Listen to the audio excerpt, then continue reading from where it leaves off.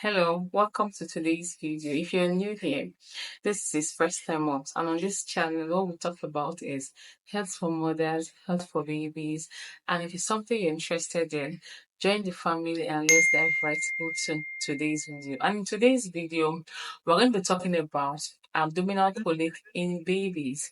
When it comes to colic, this is one thing that can be difficult for the baby, can be difficult for the mother as well. When it comes to abdominal colic, it's usually found in newborns. Maybe you're just crying excessively, you can't console, even when you carry, you feed, everything you do seems to be non-productive. It is not working. Maybe it's just crying, maybe it's fussy, maybe it's unable to sleep, the mother is unable to sleep. These are some of the things you may find when the baby is having abdominal colic. Or usually around the age of 3 to 4 months, most babies with abdominal colic we usually have reduced symptoms. It will start resolving. However, within that period of newborn phase to the 3 to 4 months, it can be a nightmare. So as a mom, you wouldn't want your baby to go through such discomfort, for that long period of time. So oftentimes you see a lot of recommendations out there. You see a lot of mothers telling you, oh, give nospamin, give grape water, give this, give that. And most of these things are usually not recommended medically because, for instance, some of these medications contain ingredients not meant for babies. Some brands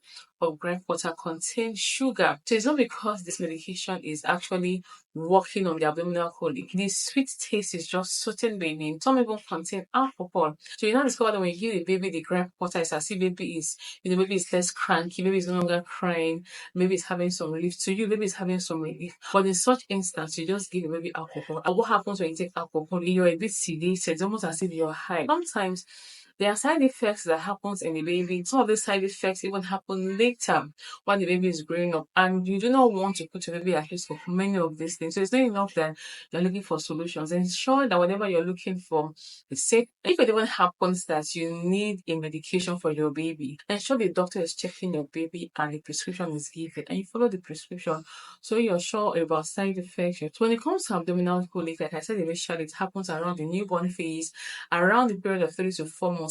The abdominal colic will usually resolve on its own. However, as a mom, you wouldn't want to see your baby suffer for that long. I'm going to be pointing out certain things that you can do to provide relief for your baby. When it comes to abdominal colic, it can happen in both babies who are breastfed, as babies on breastfeeding.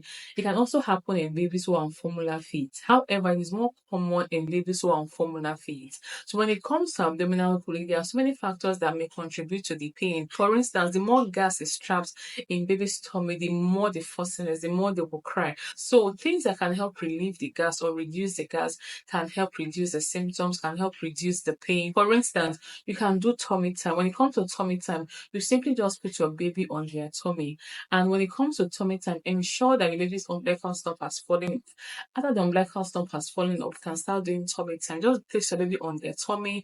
For little babies, newborns, you can do for as little as 2 minutes, 3 minutes to take your baby. You can do that 2 or 3 times in a day.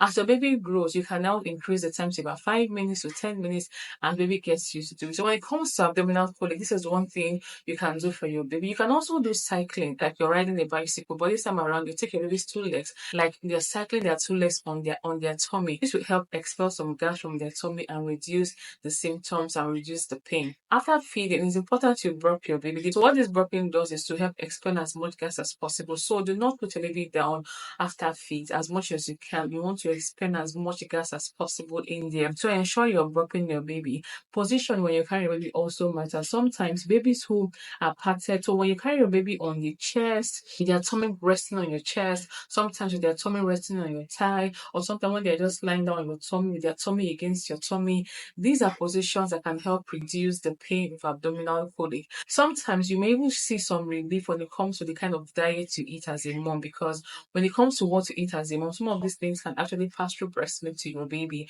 So some mothers have experienced some level of relief in their babies when they watch their diet. So foods that easily produce gas, for instance, beans, cabbage, food that produce lots of gas, you eat eat them can actually increase the symptoms of abdominal colic in your baby. So as a mom, you also want to watch your diet. So as much as you can, you want to reduce the amount of food that produce lots of gases and watch your baby's symptoms. If the symptoms are reducing in your baby, so you want to reduce those type of food in your diet. But also ensure you're not overfeeding baby, ensure you're birthing baby properly. And if your baby is on infant formula, you want to pay attention to that infant formula because sometimes the infant formula could be causing it. So sometimes if you want to even change the infant formula to look at your baby's symptoms to be sure the infant formula you're giving is not what is responsible from the abdominal colic. You can offer baby pacifier. You can also have white noise in the room. You can put in place these simple practices and watch your baby. And when it comes to abdominal colic, baby is crying and all of that, sometimes you need to pay attention to other things because sometimes baby is ill, baby is sick, and many moms still believe it's abdominal colic that is wrong with baby. Sometimes it's actually beyond abdominal colic, and there are signs to look out for.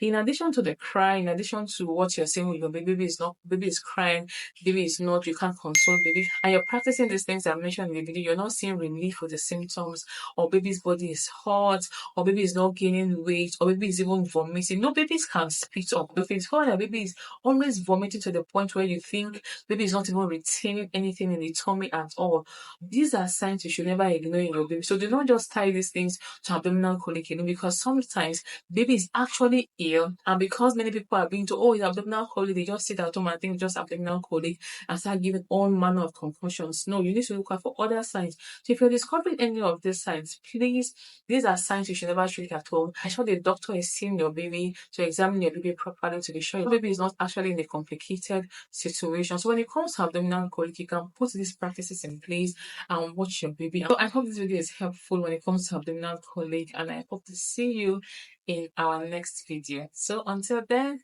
bye.